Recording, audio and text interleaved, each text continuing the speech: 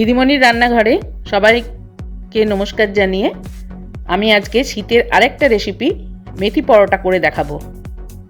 আগে আমি মেথি চিকেন করে দেখিয়েছি, এবার দেখাচ্ছি মেথি পরোটা। উপকরণগুলো সব দেখে নেবেন। আর এখানে আমি নিয়ে নিয়েছি মেথি শাক। মেথি শাকটা মেজারিং কাপের 2 কাপ নিয়েছি। পাতাগুলো নিয়ে নিয়েছি আমি, আর ডালগুলো বাদ দিয়ে দিয়েছি। দেখুন মেথি শাকের মাথার দিকে যে পাতাগুলো থাকে, ডালে যে পাতাগুলো থাকে সব ছেড়ে নিয়ে নিয়েছি। এবার ভালো করে এটা ধুয়ে জল ঝরাতে দেব। জল ঝরে যাওয়ার পর আমি এগুলোকে একটু কুচিয়ে নেব। খুব মিহি করে কুচোবার দরকার নেই, মোটামুটি একটু কুচিয়ে নেব।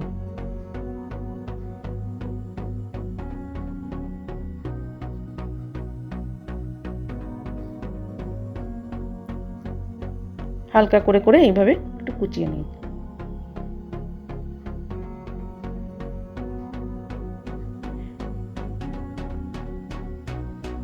আপনারা যদি বাড়িতে মেজারিং কাপ না থাকে তাহলে যে কোনো কাপের একটা মাপ করে নেবেন, যে 2 কাপ 3 কাপ মেথি শাক দেবেন সেই বুঝেই আমি এটা করেছি।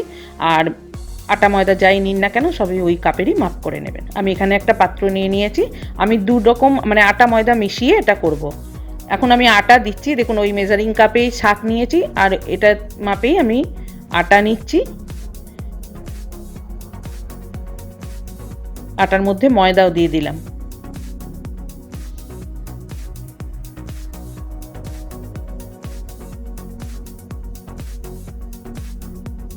এটা শুধু আটা দিয়েও করতে পারেন, আবার শুধু ময়দা দিয়েও করতে পারেন। আমি 2 রকমই দিয়ে করছি। এবার একটু সাদা তেল দিয়ে দিলাম।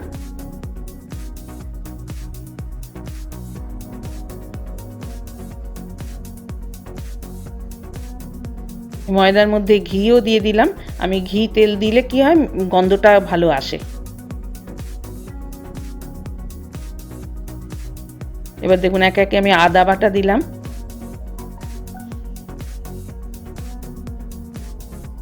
কুচনো লঙ্কা দিলাম,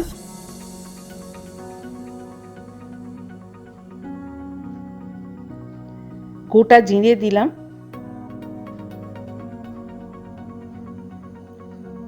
জোয়ান দিলাম। জোয়ানটাকে একটু হাতে ক্রাশ করে নিয়ে দিয়ে দিলাম। এবার অল্প একটু হিং দিচ্ছি, ভীষণ ভালো টেস্ট হয় সব কিছু দিলে। ধনে গুঁড়ো দিয়ে দিলাম,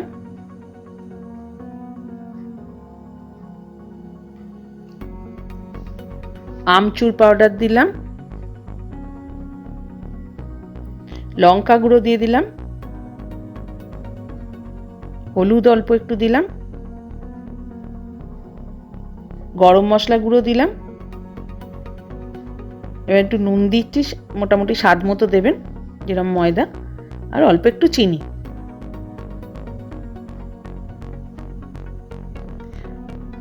এবারে ভালো করে এগুলো সব মিশিয়ে নিচ্ছি।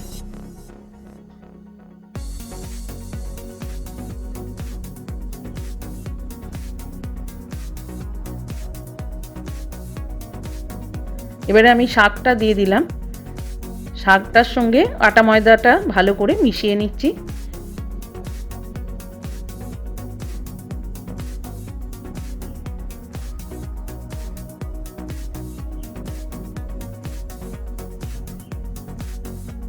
এখন আমি কোনো জলের ব্যবহার করব না, ভালো করে আগে মিশিয়ে নেব শাকটা।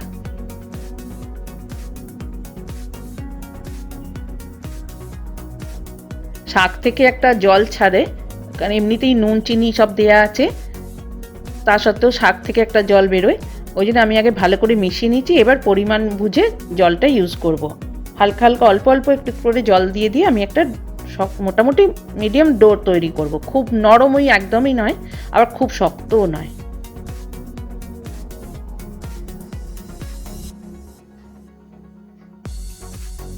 দেখুন খুব অল্প অল্প জল দিয়ে আমি মেখে নিচ্ছি এটা।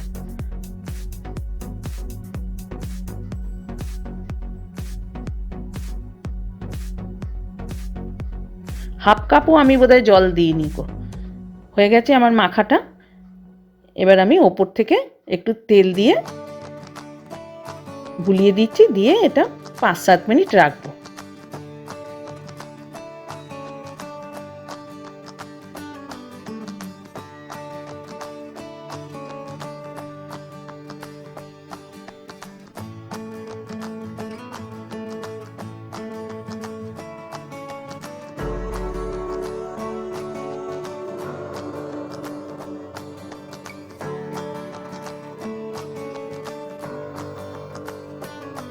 রেখে দিলাম।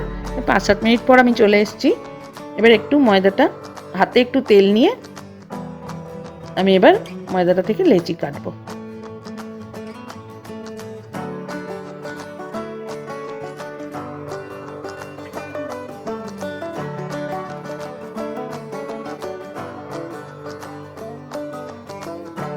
সমানভাবেই কয়েকটা লেচি করে নিলাম।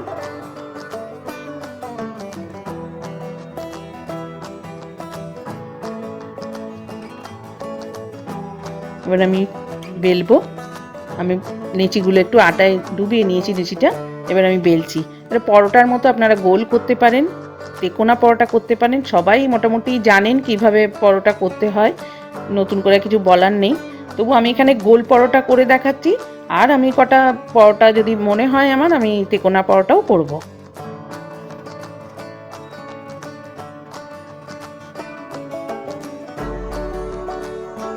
এভাবে আমি বেলে নেব সবগুলো। দেখুন আমি গ্যাসেতে প্যান দিয়ে দিয়েছি, চাপিয়ে দিয়েছি, প্যান গরমও হয়ে গেছে। এবার আমি পরোটাগুলো একটা একটা করে ভাজবো, খুবই অল্প তেলে ভাজবো।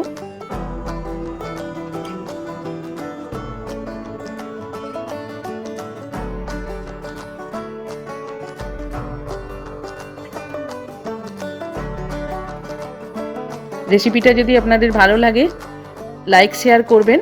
আমার চ্যানেলের নতুন বন্ধুরা আমার চ্যানেলকে অবশ্যই সাবস্ক্রাইব করবেন, সঙ্গে বেল আইকনটা প্রেস করে। আর পুরনো বন্ধুরা আমার পাশে থাকবেন, এইভাবে আমাকে সাপোর্ট করবেন, আমায় কমেন্ট করে জানাবেন কীরকম লাগলো আপনাদের। দেখুন অনেকটা ভাজা হয়ে গেছে, আমি এবার একটু তেল দিয়ে দিচ্ছি, খুবই অল্প তেল দিলাম। দেখুন এইভাবে একটা একটা করে ভেজে নেবেন।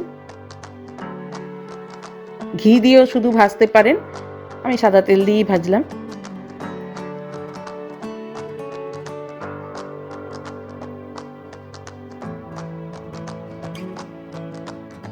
খুবই ভালো লাগে এটা, অসাধারণ খেতেও হয়, কিন্তু সব কিছু মিশিয়ে করছি। হ্যাঁ, আপনারা নিরামিষ দিনেও এটা করে খেতে পারবেন। নিরামিষ আলুর দমের সঙ্গে এটা করে খেতে পারবেন, চিকেনের সঙ্গেও খেতে পারবেন, চিকেন কারি বা চিকেন কষা যাই হোক। মেথি চিকেন করে দিয়েছি যে রেসিপিটা, আপনারা মেথি চিকেনের সঙ্গেও এটা খেতে পারবেন। এবার দেখুন আমি একটা তিকোনা পরোটাও বেলেছি, এটাও ভাজবো।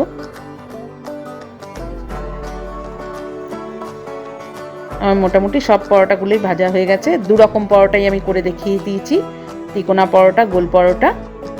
খুবই সুন্দর লাগছে দেখতে। এবার আমি এটা সার্ভ করব। দেখুন আমি আলুর দম আর এখানে চিকেন কারি করেছি, আজকে আমরা ডিনারে এটাই খাবো। হ্যাঁ, ভীষণ ভালো হবে আশা করি। তাহলে আজ বন্ধুরা এই পর্যন্তই, ধন্যবাদ।